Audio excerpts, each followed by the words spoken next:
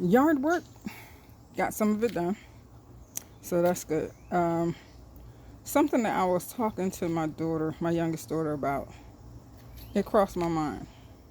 If you're if you have a child, teenager, you're the custodial parent, you let the child move out of state, not with the other custodial parent. Well, your custodial parent, the other one's non-custodial. And so does that negate your custodial rights? And like so many things just flooded my mind at that time that I wondered. I don't know of anything that would cause me to feel that there was a reason for me not to rear my own children. And when I was pregnant with my firstborn, I was a teenager in college, just out of my mind with like, what the heck am I going to do? A number of things crossed my mind. Oh, I'll give her up. And, but my question in my head was, what would I be doing while someone else is rearing her? What exactly would I be doing? Oh, so maybe someone else in the family. So, someone else in the family, and where would I be? Would I be around her and she knows that I'm her mother, but I'm not responsible for her?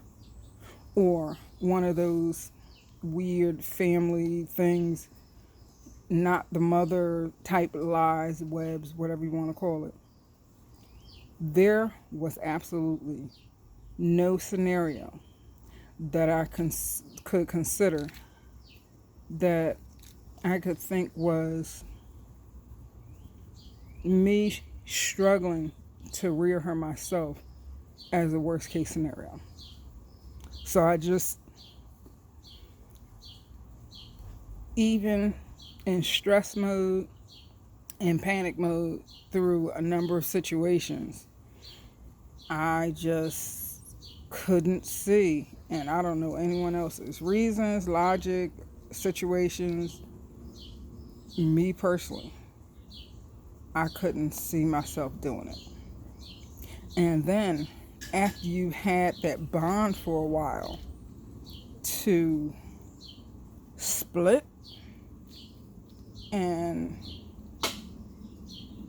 I don't know, I've seen a lot of things, I guess because I haven't been subjected to an extreme amount of situations. I was blessed to have both my parents. My parents were drunks, alcoholics, well, drunks, alcoholics, and things, winos, drug addicts. There was stress, there was financial issues, there was, all kinds of stuff that we dealt with along those lines. I just didn't feel like there wasn't someone there for me to talk to. No, until I got older, if it was like coming to back me up, then it was my dad. If it was religious, it was my dad.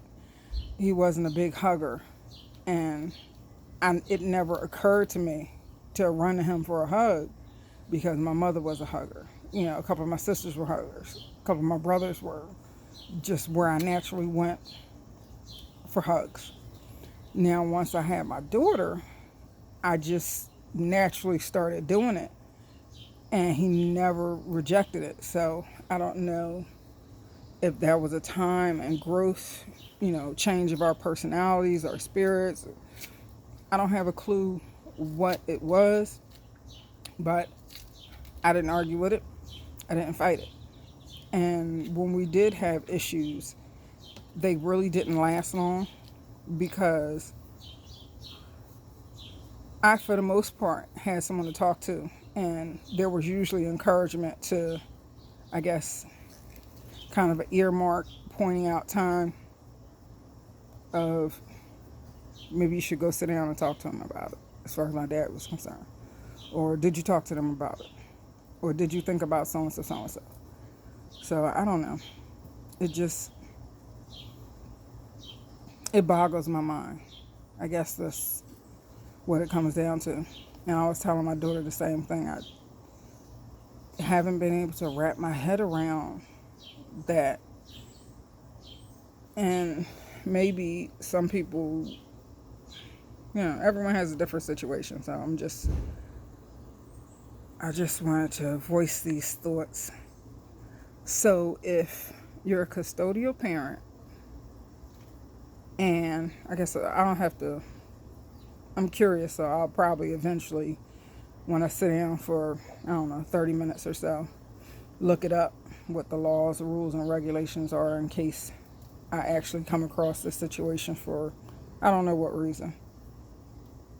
You're a custodial parent and you allow your child to be somewhere else as far as on a permanent basis, away from you, out of state, out of county, out of your jurisdiction, so to speak.